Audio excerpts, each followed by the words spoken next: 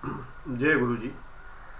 मैं डॉक्टर आनंद प्रदीक्षित, आपके अपने लाइफ मैनेजमेंट चैनल शिखर आईएएस एकेडमी गाजियाबाद और brain train programme for UPSC से आपके सामने मुखातिब। किसी ने पूछा है कि आपके तेज दिमाग का राज क्या है।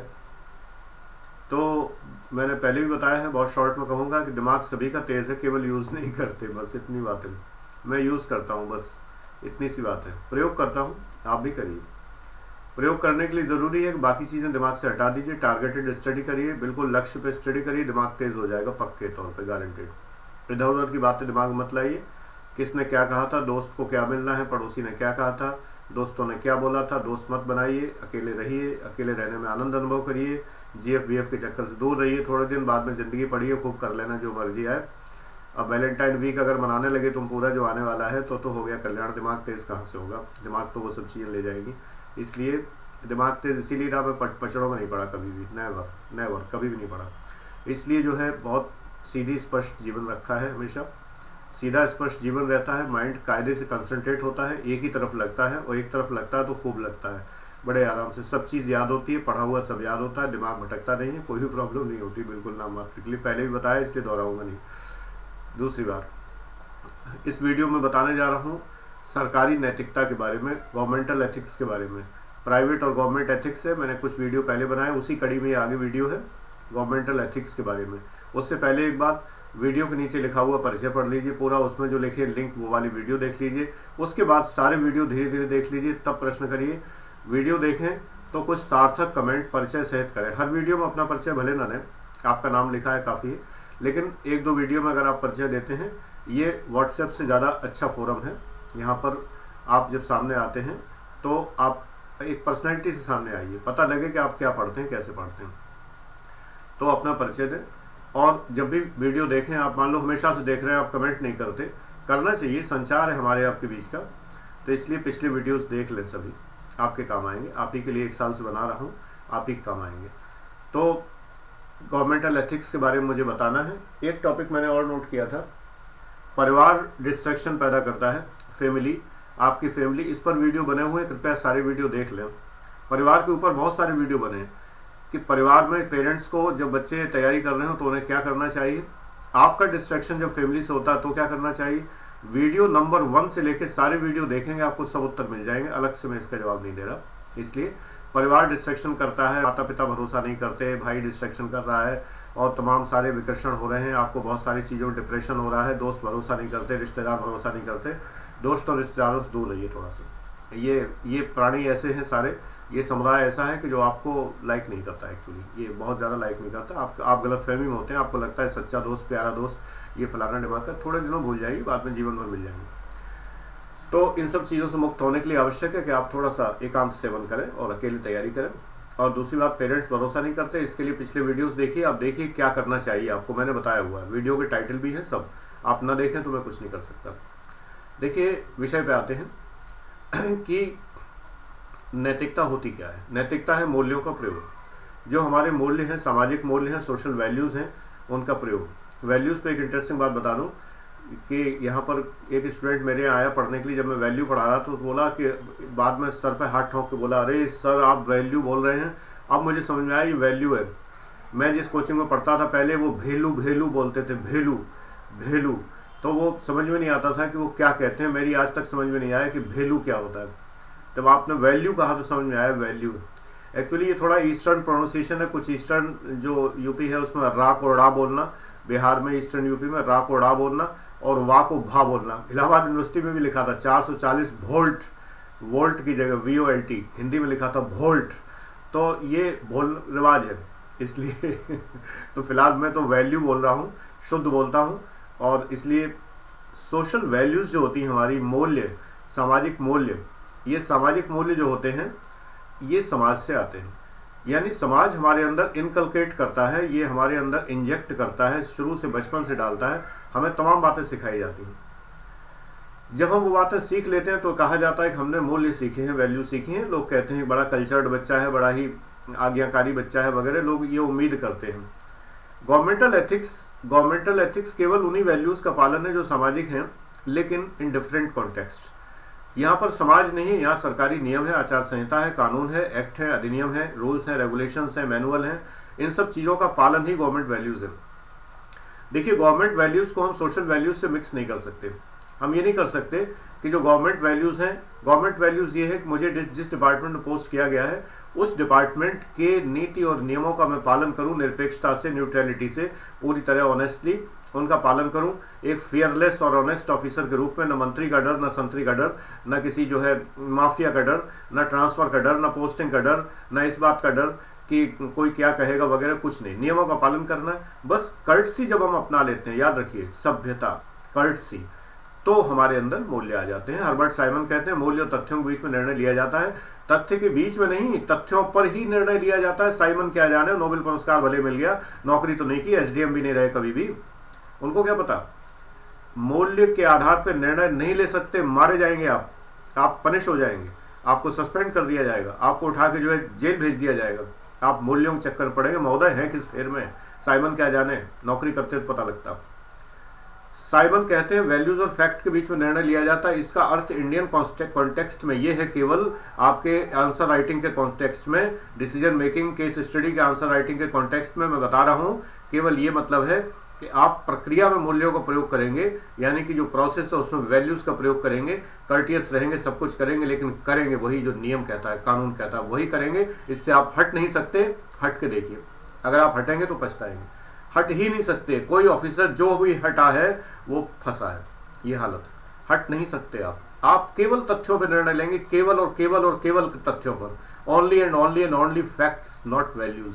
आप वैल्यूज पे डिसीजन नहीं ले सकते। मान्यवर, पता क्या है इन लोगों को जो थिंकर्स बने बैठे हैं, इनको ये नहीं पता है कि जब हमारे पास ये ऑर्डर होता है कि you can impose a penalty up to 30% of the value, तो ये अप टू में 30% है, यानी कि मैं 30% तक कोई भी धनराशि पेनल्टी के रूप में लगा सकता हूं। As assistant commissioner enforcement taxation department मैं लगा सकता हूं, लेकिन मैं लगाऊंगा नहीं 30% से नीचे।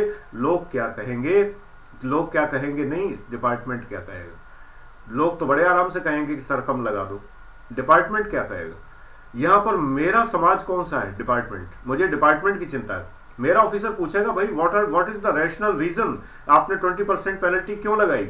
मैं कहूंगा सर गरीब आदमी था बेचारा, लग रहा था कि पहली बार गलती की। भाई उनके पास कौन सा वीडियो बना रखा, वो कहेगा तुमने घूस ले ली होगी, 5% तो सौदा कर लिया होगा, 10% कम ले लिया, 5 तुमने रख लिया जेब में, 5 उसने रख लिया। आपने तो विशुद्ध रूप से मूल्यों पर आधारित उस गरीब आदमी की चेहरा देखकर, उसको देख करके वो पहली बार गलती कर बैठा है, आपने उसको 10% की छूट दे दी। सरकार नहीं मानेगी, आपको रगड़ देगी, आपसे पूछेगी कि आपने ये कम क्यों किया। Quasi judicial order should be rational and speaking. नहीं जानते फेल भाई साहब, जो कभी पास नहीं हुए, मेंस का एग्जाम दे के फेल हो गए, कभी नहीं जानते। उनको नहीं पता है कि जो है ये क्या होता है। हर्बर्ट साइमन पढ़ाने से थोड़ी होता है। You should have to be practical and you should know what is the theory. आपको जानना चाहिए कि आफ्टर ऑल एक ऑफिसर डिसीजन कैसे लेता है, एक ऑफिसर बताएगा आपको कि डिसीजन कैसे लेता है। मैं बता रहा हूँ आपको, retired from IAS rank and PCS 4 time selected, मैं आपको बता रहा हूँ 15 साल पहले नौकरी छोड़ दी, इसीलिए आप लोगों को पढ़ाने के लिए, सच्चाई पढ़ाने के लिए। ये नहीं है कि 3 बार मेंस में 1 नंबर से रह गए। इस बात के लिए जरूर मैं ईश्वर को धन्यवाद देता हूँ कि ऐसा व्यक्ति मैं नहीं हूँ। मैं 4 बार हमेशा पास हुआ हूँ और फाइनली सेलेक्ट हुआ हूँ। तो इसलिए मैं आपको ये बता रहा हूँ कि निर्णय तथ्यों और मूल्यों के बीच में नहीं लिया जाता। मूल्य जो निर्णय है हमारा, decision, that could be incremental हो सकता है, लिंडब्लॉम का मॉडल हो सकता है, इंक्रीमेंटल मॉडल हो सकता है, एड्जियोनी का मिक्स्ड और उसका ड्रॉर का मॉडल हो सकता है, इनका मॉडल तो हो सकता है। लेकिन कभी भी केवल ये कहिए कि वैल्यू और फैक्ट के बीच में होगा, नहीं। ये 2 अलग अलग डायमेंशन हैं, अलग अलग समझने का प्रयास करिए। एक ये स्केल है, ये तथ्य हैं, ये मूल्य है। हम ये नहीं कर सकते कि निर्णय यहाँ ले लें कि इतने तथ्य इतने मूल्य, 50% तथ्य 50% मूल्य के बीच में डिसीजन ले लें। नहीं, ऐसे नहीं हो सकता। हमें करना ये होगा, ये तथ्य हैं और ये मूल्य हैं। हम कहीं तो मूल्य अपनाएंगे प्रक्रिया में, इस प्रक्रिया में तो मूल्य अपनाएंगे, यहाँ तक अपना लेंगे, कर्टियस रहेंगे, चाय भी पिलाएंगे सामने वाले को, उससे प्यार से बात करेंगे, उसका हालचाल भी पूछ लेंगे। लेकिन ये फैक्ट है, यानी कानून है, इस कानून के आधार पर निर्णय लेंगे और मैक्सिमम पे लेंगे, कम नहीं लेंगे। This is value and fact, this is fact, this is value. ये डिसीजन जो यहाँ पर हम ले रहे हैं, 2 dimensional decision, 1 dimensional, 2 dimensional. Two dimension decision, this decision is the decision of Herbert Simon, value and fact. ये वो डिसीजन नहीं है कि यो पलट के कर दिया कि वैल्यू फैक्ट के बीच में, ये डिसीजन हम नहीं ले सकते। डिसीजन लेंगे पूरे फैक्ट पर, पूरी वैल्यू पर। ग्राफिक इक्वलाइजर देखा है कभी म्यूजिक में, जब खिसकाते हैं ऊपर तो सारे 5 लगे होते हैं या 7 लगे होते हैं, उनको खिसकाते हैं, 5 को 7 को अलग अलग खिसका सकते हैं। ये ग्राफिक इक्वलाइजर होते हैं। यहाँ पर हमें वही पैटर्न अपनाना है। हमें ट्रेवल फ्रीक्वेंसी भी हाईएस्ट करनी है, वैल्यू, और बेस फ्रीक्वेंसी भी हाईएस्ट करनी है, फैक्ट्स। ये वो डिपार्टमेंट्स हैं, सरकारी डिपार्टमेंट। यहाँ पर हमने ट्रेवल का एग्जाम्पल दिया, वैल्यू का, और बेस का एग्जाम्पल दिया, फैक्ट का। हमें दोनों ऊपर करने हैं। म्यूजिक तभी बढ़िया बजता है जब ट्रेवल भी भरपूर है। ट्रेवल छनछनाहट की आवाज, बेस धमधमाहट की आवाज। बेस भी चाहिए, ट्रेवल भी चाहिए। बेबी को बेस पसंद है, जरूरी है ना, इसलिए यहाँ पर दोनों बातें हैं। इसके बिना काम नहीं चलेगा। तो इसलिए ध्यान रखिए, ये वो साइमन नहीं है लेटे लेटे, ये खड़े खड़े साइमन है। इसलिए यहाँ पर इस तरह से डिसीजन लिया जाता है। हम यहाँ पर गवर्नमेंटल एथिक्स में सामाजिक नैतिकता का प्रयोग नहीं कर सकते। ये जितने भी फिलोसोफर थिंकर रखे इन्हें रख दो किनारे, इनको किनारे रख के तब सोचो कि निर्णय हमें केवल और केवल कानून पर लेना, नथिंग एल्स। आपके सामने क्वेश्चन आते हैं कि हेलीकॉप्टर खड़ा है और वो लोग बीमार हैं और प्राकृतिक आपदा आ गई है, फलाना, उसमें एक विधायक है, एक मंत्री है, एक वो है, एक नगर निगम वाला मेयर है और एक बीमार है, फलाना। हम केवल मानवता से काम लेंगे, यहाँ पर हम किसी के प्रभाव में नहीं पड़ेंगे। मानवता सोचना मेरा काम है। यहाँ पर हम सामाजिक मूल्यों का प्रयोग करेंगे। कोई नियम यहाँ कुछ नहीं है। जब कोई नियम नहीं है तो हम सामाजिक नैतिकता से काम लेंगे। क्योंकि अगर हम हायरार्की में चलते हैं, उसमें लिखा है कि आपके विभाग के सचिव हैं, उनको पहले हेलीकॉप्टर से ले जाएंगे, सचिव वचिव को रखो किनारे, दोबारा भी आ जाएंगे। यहाँ पर हमें ये देखना है कि किसको सहायता की आवश्यकता पहले है, कौन पहले नीडी है, उसको हमें देनी है। एक टीका बचा हुआ है, एक ग्राम प्रधान है और एक गरीब आदमी है। वो है ग्राम प्रधान तो गाड़ी से भी जा सकते हैं, शहर भी जा सकते हैं, गरीब आदमी तो छटपटा के मर जाएगा। हमारे सिलेबस में लिखा है compassion towards weaker section, towards weaker section, not these corrupt persons and these rich persons and those and this and these। ये इनके लिए कंपैशन नहीं है। कंपैशन किसके प्रति? गरीब के प्रति। एक गरीब आदमी है और एक प्रधान जी है। प्रधान जी को छोड़ो किनारे, प्रधान जी तो मरे जिंदा रहे कोई फर्क नहीं पड़ता।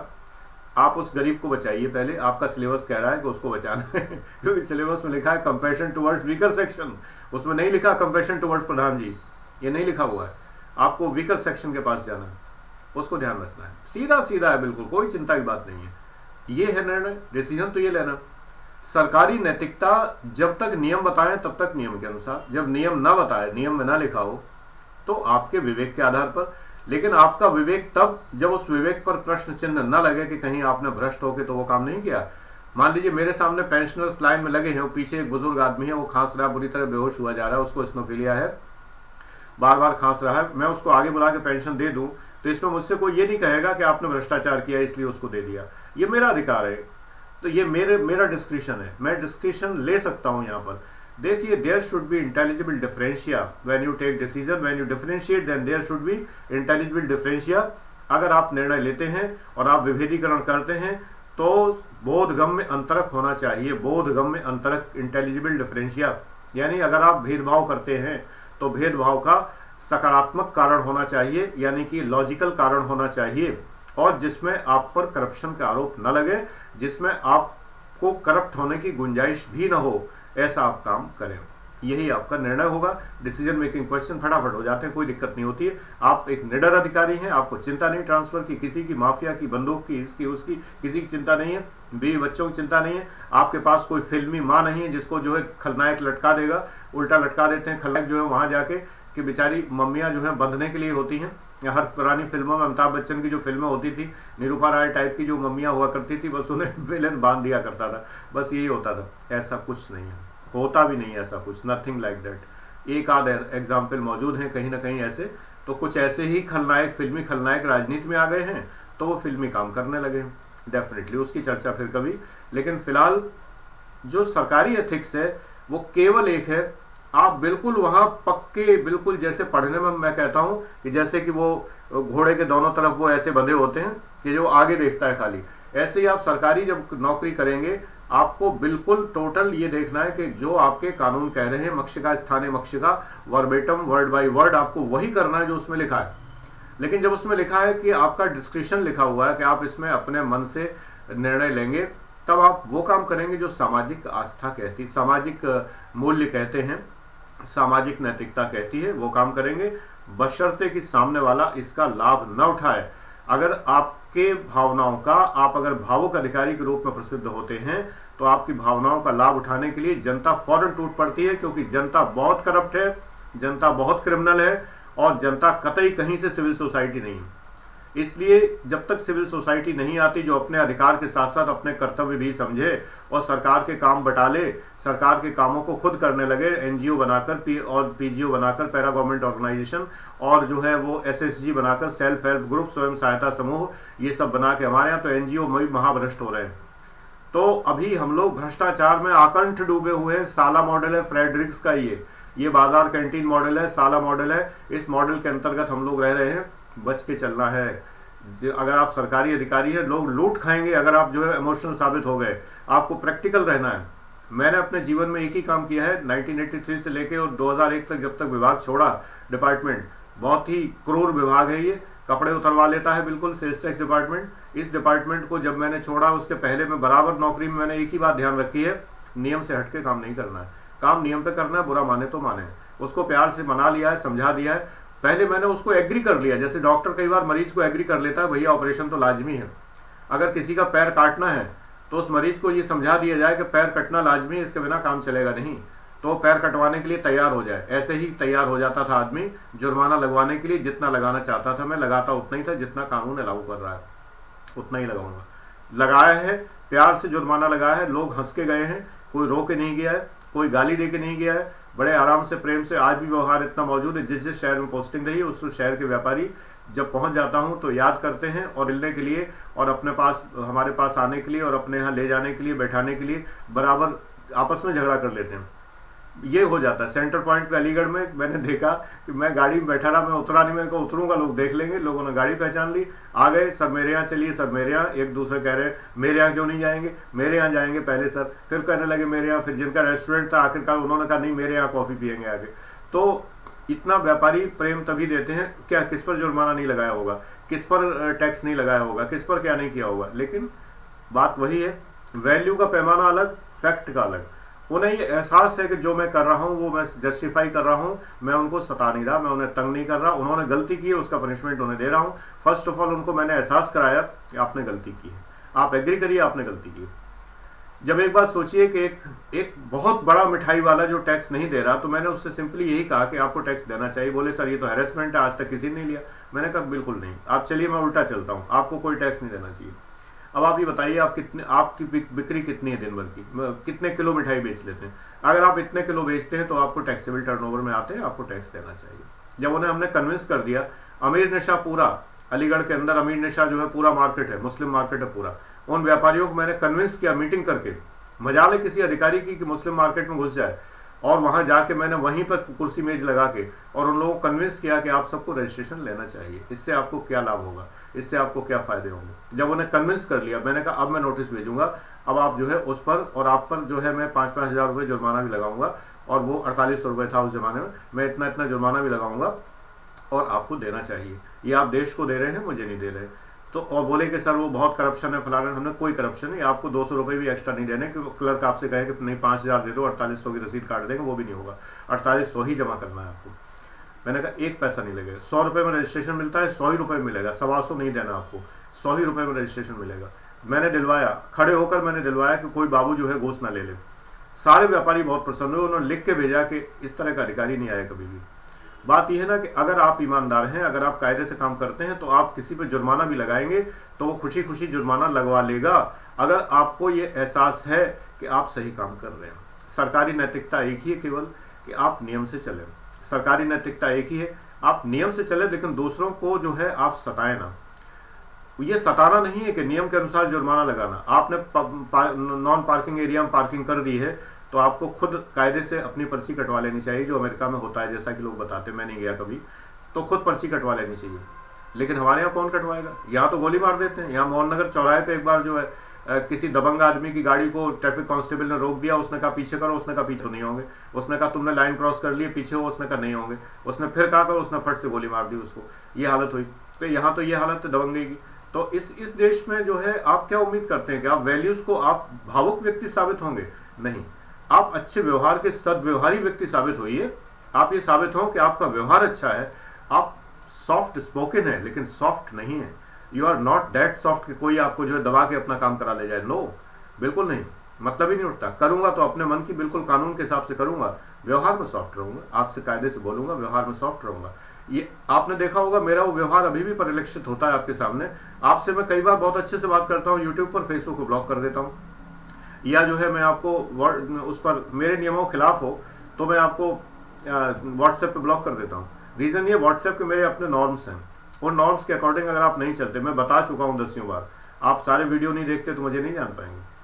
तो इसलिए क्या होता है, यहाँ पर बहुत अच्छा रिलेशन है। आप कहेंगे ये क्या हुआ सर, कोई तो बड़े बेमुरव्वत हैं, बिल्कुल तोता चश्म, एकदम से आंखें फेर लेते हैं बिल्कुल एकदम, अभी इतनी अच्छी बात कर रहे थे, खट से ब्लॉक करने में देर नहीं लगती। एग्जैक्टली नहीं लगती, मुझे बिल्कुल नहीं लगती।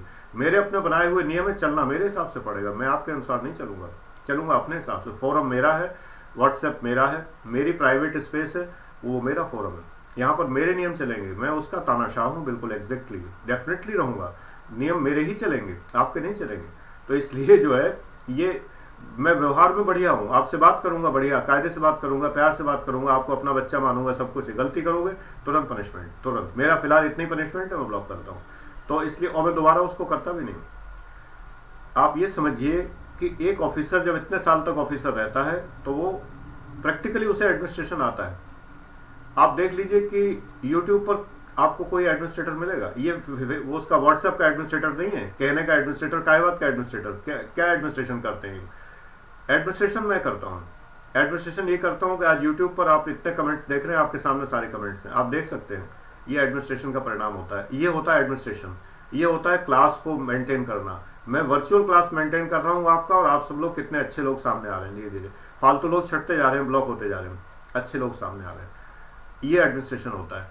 सो that I am a born teacher and created administrator. Administrator तो मुझे सर्विस ने क्रिएट कर दिया, लेकिन बॉर्न टीचर हूँ, तो मैं दोनों चीजें मिली हुई हैं। One thing more, public ad में डेफिनेटली मैं इस चीज को जानता हूँ कि जो एडमिनिस्ट्रेटर्स हैं वो थिंकर नहीं है, जो थिंकर है वो एडमिनिस्ट्रेटर नहीं है। मैं ईश्वर कृपा से थिंकर्स को भी खूब जानता हूँ, थॉट भी अच्छे से जानता हूँ। थिंकर की श्रेणी में अपने को नहीं रख सकता मैं, बिल्कुल नामात्र के लिए भी। रिसर्च पेपर मैंने लिखे जरूर हैं, लेकिन इतना बड़ा मैं कोई थिंकर नहीं हूँ। लेकिन मैं जानता हूँ, थॉट जानता हूँ, और प्रशासन भी जानता हूँ।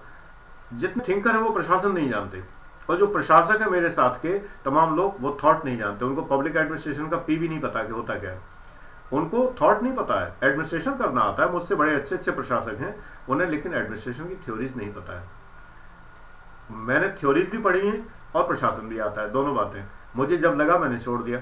तो कुल मिला के ये समझिए कि मैं आपको बिल्कुल विशुद्ध ज्ञान देने के लिए हूँ। आपको जो बताता हूँ विश्वास करके चलेंगे। आप फ्री में जब क्वेश्चन आए तो इसी आधार पर सॉल्व करिए। मेंस में केस स्टडी आया, जीएस का 4th पेपर आया, इसके आधार पर सॉल्व करिए। दूसरी चीज मैं आप लोगों से एक चीज कहना चाहूंगा, कुछ प्रश्न फालतू होते हैं जिनको मैं लाइक नहीं करता, व्हाट्सएप वगैरह पूछते हैं। एसडीएम का प्रमोशन कितने साल में होता है, एसडीएम को क्या सस्पेंड किया जा सकता है, डीएम को कौन सस्पेंड कर देता है, फलाना।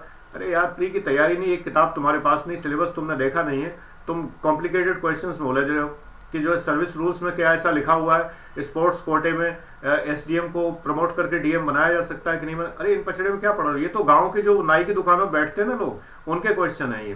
तो क्या अपने को इंटेलिजेंट साबित कर रहे हो? बुरा मत मानना जिसने क्वेश्चन किया, नाम नहीं ले रहा हूं मैं। ये मैंने देखा है कि जो गांव का सैलून होता है, जो नाई की दुकान होती है, जो एक टेढ़ा शीशा करके जो वो लगाता है ना, और जो 4 लोग बैठे हैं, 5 निठल्ले बैठे होते हैं, 4 लोग वो होते हैं जो 4 कुर्सियां पड़ी होती हैं, जो अपनी अपनी बारी के इंतजार में अपनी गर्दन कटवाने के लिए, बाल कटवाने के लिए खड़े होते हैं वो लोग बैठे होते हैं, और नाई उनको मोड़ने में लगा रहता है, और बीच बीच में पॉलिटिकल ज्ञान झाड़ता रहता है। बड़ा विद्वान होता, बड़ा थिंकर होता, बहुत बड़ा।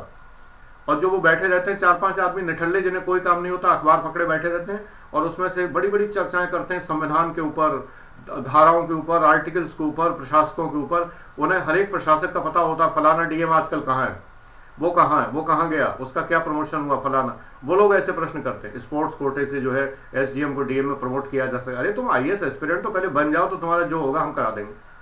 जब प्रमोशन ना हो हमें बता देना, हम तरीका बता देंगे।